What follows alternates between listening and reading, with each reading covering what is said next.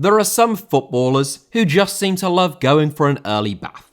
In the Premier League, Lee Cattermole is the player who I think of as being the most synonymous with red cards. The former Sunderland midfielder was sent off 7 times by the age of only 27, and though Richard Dunn, Duncan Ferguson, and Patrick Vieira all received more Premier League red cards than him, 6 of Cattermole's 7 red cards came in the space of fewer than 100 games.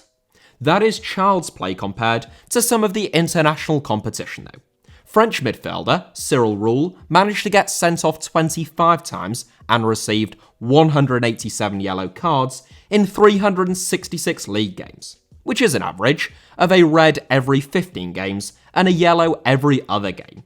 Sergio Ramos somehow became one of the most decorated and capped footballers of all time and spent 16 years as a mainstay in the Real Madrid first team despite having been sent off 27 times.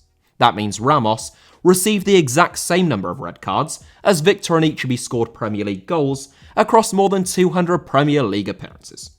At the top of the tree though, with a disciplinary record that would make Vinnie Jones blush, former Colombian international Gerardo Bedoya received a whopping 46 red cards.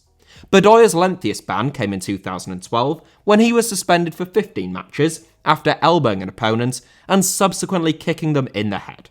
Bedoya, it is alleged, only realised during his final season in professional football that he wasn't actually employed by the UFC. He retired in 2015 and was appointed as Independiente Santa Fe's assistant manager in 2019, where he was sent off from the dugout 21 minutes into his first game at the club.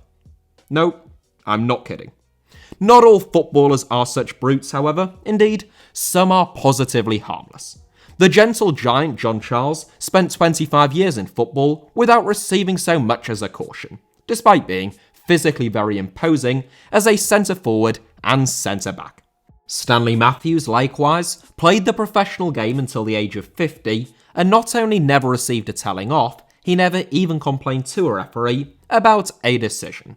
Ryan Giggs played 963 games for Manchester United without receiving a single red card, but he was sent off once for Wales against Norway in 2001.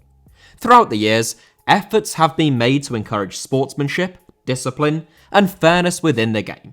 The UEFA Respect Fair Play Award granted 3 teams a spot in the UEFA Europa League from 1995 to 2016, but now just carries a cash reward. Meanwhile, over in Brazil, there was an award named the Premio Belfort Duarte, which for years awarded a medal to any player who could go 200 games without being sent off. Eventually, they changed the criteria, only to reward retired players because of cases like that of the former Brazilian international left-back Everaldo, who 3 months after receiving the award, punched a referee in the face and was handed a year-long suspension. Anyway, what's today's video about? Oh yeah, that's right, players who have never been sent off. We like long introductions on this channel. Here are 7 footballers who never once received a red card. 7th, Philipp Lahm. Among the most impressive never dismissed footballers of all time, it is one thing for a goalkeeper or striker to avoid a sending off, but for a fullback like Philipp Lahm, who played at the very highest level for so long, against a whole myriad of quick, tricky, and extremely skillful wingers, never to have fallen into the trap of even picking up at least a second yellow card, well, that is really rather impressive. The Magic Dwarf, as he was known, played 765 games in total for both club and country, and he is one of only 3 players in the entire history of the sport to make the team of the tournament at 3 separate FIFA World Cups, despite retiring from international football, aged only 30. Although I have previously described Lahm as being as close to flawless as a fullback can be, and the fact that he was never sent off would appear to support that hypothesis, it must be said that he did receive 60 yellow cards, so roughly 1 every 12 or 13 games, which is quite a lot.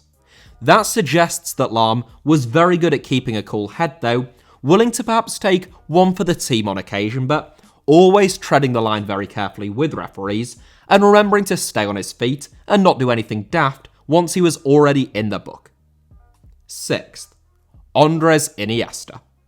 Sticking with Champions League and World Cup winning footballers for now, both of whom were among the finest players of their generation, and both of whom played arguably their best football under Pep Guardiola, like Philipp Lahm, Andres Iniesta was never once sent off. The diminutive Spanish magician, who didn't actually win his first cap for Spain up until the age of 22, has so far played a combined total of 967 games at club and international level, which is remarkable in of itself, let alone the fact that he still hasn't been sent off during that time. Of course, unlike Lahm, Iniesta is still adding to that tally, currently in his fifth and quite possibly his final season at Vissel Kobe over in the J-League.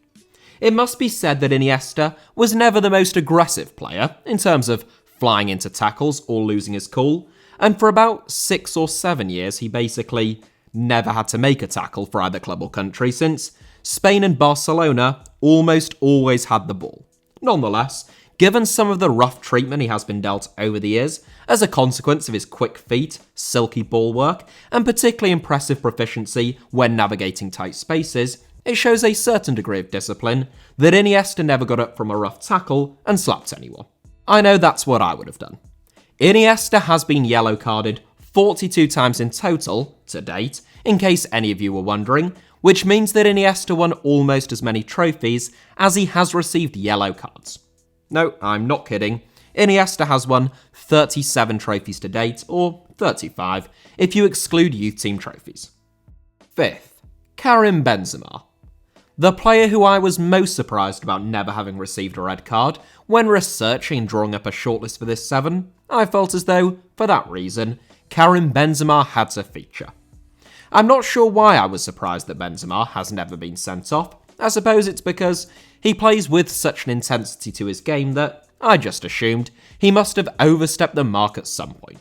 I mean, you could say that he overstepped the mark when he slept with an underage prostitute, which he was acquitted of in court, on account of him and Franck Ribéry supposedly not realising that the girl was underage, or when he used a sex tape to blackmail his teammate Mathieu Valbuena, which he was found guilty of in court in 2021, but I mean overstepped the mark on a football pitch.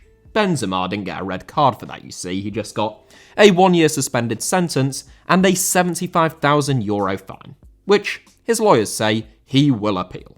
I digress. The point being, Benzema has done very well not to pick up a red card whilst playing basically at full throttle in 855 games to date, at club and international level. Also, can we just say, it is pretty remarkable that Benzema has already played 855 games with such tremendous consistency, and given that he only recently turned 34 and shows no signs of slowing down, arguably playing some of the best football of his life right now, he should comfortably reach the rare and much-featured milestone of 1,000 appearances. That is an accomplishment that only 38 players have ever managed, but Benzema should do it with ease. Might I also say, the fact that he has won 94 caps for France, despite going 5 years without winning a single cap during some of his prime years, is also rather remarkable. And you can't help but think how many caps Benzema could have won were it not for that extended absence. About 150, I would imagine. Incredibly, Benzema has only ever received 13 yellow cards across his entire career, which is an average of only 1 every 65 games and fewer than 1 a season. Either he is incredibly well behaved out on a football pitch, or he just has sex tapes of all of the La Liga and UEFA officials that he's using as leverage. That is a joke, just in case Benzema's lawyers are watching. I have absolutely no evidence to suggest that any such tapes exist, or that they would be in Benzema's possession, even if they did. I also have no evidence that they don't, so, you know. But no, seriously, it was just a joke. 13 yellow cards in 855 games, though. Does make you think. No, it was just a joke. Fourth, Michel Platini. From a world-class Frenchman with a litany of scandals to his name, to one who is absolutely squeaky clean and has never done anything wrong, Michel Platini definitely wasn't banned from football for 8 years in December 2015 for ethics violations as UEFA president, which He unsuccessfully sought to appeal through the Swiss courts and then the European Court of Human Rights, nor was he named alongside the likes of David Cameron and the Queen's private estate in the infamous 2016 Panama Papers. Oh no. Hold on a moment. I appear to have misread my notes. It turns out that all of those things are true. It is a shame that Platini has such a dearth of human decency and has so thoroughly soiled his own reputation since hanging up his boots, since he is, unequivocally, one of the finest footballers to have ever lived. France's greatest ever player, at least as far as I'm concerned, and no, I haven't forgotten about him, and just about the greatest goal-scoring midfielder to have ever played the game, unlike Zinedine Zidane, who was sent off a whopping 14 times, including a very high-profile sending-off in his last ever game, which means that Zidane received more career red cards than Roy Keane, which might surprise some people. Platini never saw red once. Well, unless you told him that you weren't going to pay him £2 million for favours as UEFA president, then you can bet your bottom euro that he would be seeing red. Allegedly. One thing Zizou and Platini do have in common is that they retired fairly young, especially in Platini's case, who was only 31 years old when he hung up his boots.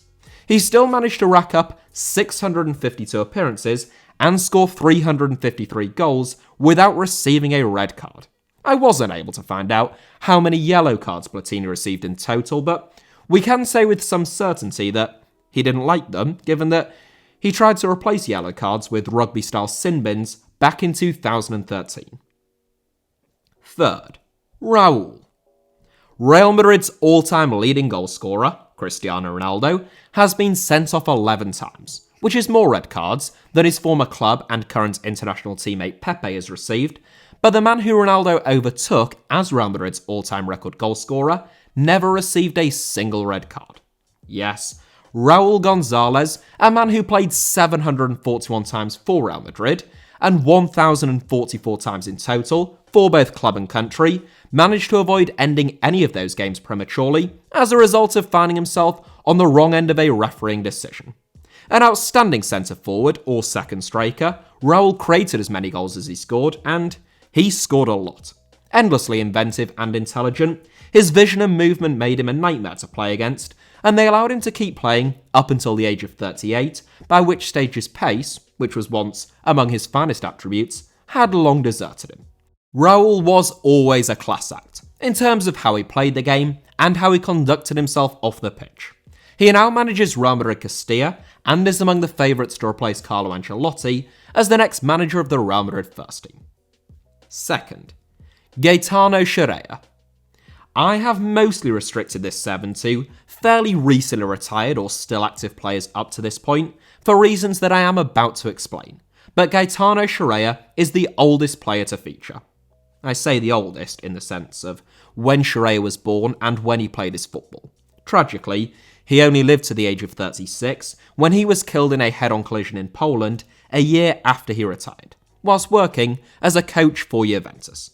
SCIREA's life may have been short, but it was also remarkable. One of the finest defenders in the history of the game, SCIREA actually began his career playing in midfield before transitioning to the sweeper role. Franz Beckenbauer is arguably the only man to perform that role with greater grace, composure, and skill. A jewel of a footballer, SCIREA had a masterful understanding of the game, his positioning was second to none, and he was ever so elegant on the ball. At a time of combative Italian defenders, none more so than his international comrade, Claudio Gentile, SCIREA was cut from completely different cloth. He refused to dabble in the dark arts, preferring to cleanly dispossess opponents and remaining the ultimate gentleman to the very last. Consequently, SCIREA didn't receive a single red card throughout his 16 years and more than 600 appearances within the professional game. First, Gary Lineker. 647 games, 329 goals, 4 golden boots, no red cards. That alone would be a pretty impressive record on all fronts, but Gary Lineker didn't just manage to spend 16 years in football without seeing a red card, he never even received a yellow card. England's all-time leading goal scorer at the FIFA World Cup, Lineker scored 4 goals as England reached the semi-finals of Italia 90, having won the Golden Boot in Mexico just 4 years earlier. Aged 29 at the time, and recently having returned to England in a move from Barcelona to Tottenham, Lineker was awarded the FIFA Fair Play Award for 1990 for going 12 years at the highest level in football without being cautioned. He went on to play for another 6 years whilst maintaining that record.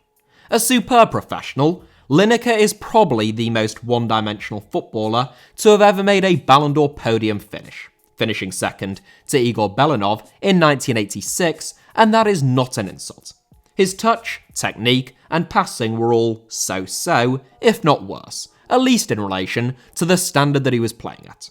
But Lineker was fairly quick, especially over short distances. He could jump well and head a ball, he knew how to sniff out chances, and he loved scoring goals. Of course, all footballers love scoring goals, you might say, but Lineker really relished the chance to score goals. Whilst other players would panic when presented with a penalty or a one-on-one in a big game, Lineker just saw it as a great opportunity to get himself on the scoresheet. When you take that attitude, any nervousness is superseded by a sense of excitement and anticipation. Throughout his career, Lineker knew exactly what he was good at, exactly what he wasn't, and he worked tirelessly to become the best player that he possibly could at the things he was good at. And he did a mighty fine job of it. It should be said, the reason why I only included relatively recent players, so no one who retired any earlier than the late 1980s, and a couple who are still playing, is because cards are actually a fairly recent addition to the game. Originally, I was going to make a video taking a look at 7 players like Gary Lineker who were never sent off and never received a yellow card. There are plenty of such players, from Stanley Matthews to John Charles, but that is because they were never sent off and played before yellow cards were introduced, which was at the 1970 World Cup. There were some players, such as the 2 that I just mentioned, who not only were never sent off, but were supposedly never even cautioned, which was like the precursor to a yellow card. But since it is pretty much impossible to get an official metric on pre-1970s players being cautioned, it makes it pretty difficult to come up with a definitive list. As far as I can tell, at the very highest level, Gary Lineker is the only player to play hundreds of games, all of them since yellow and red cards were introduced, and not to receive a single booking. If you are aware of another player though, make sure to let me and everyone else know about it down below in the comments. That is it for today's video, but thank you all very much, as ever, for watching. I thoroughly hope that you enjoyed today's video. Hit the like button if that was the case. Let me know your thoughts down below in the comments, and make sure you're subscribed and have notifications turned on, of course, for HITC Sevens. You can also find me on social media, on either Twitter or Instagram via the username @HITC Sevens on both, should you wish to do so.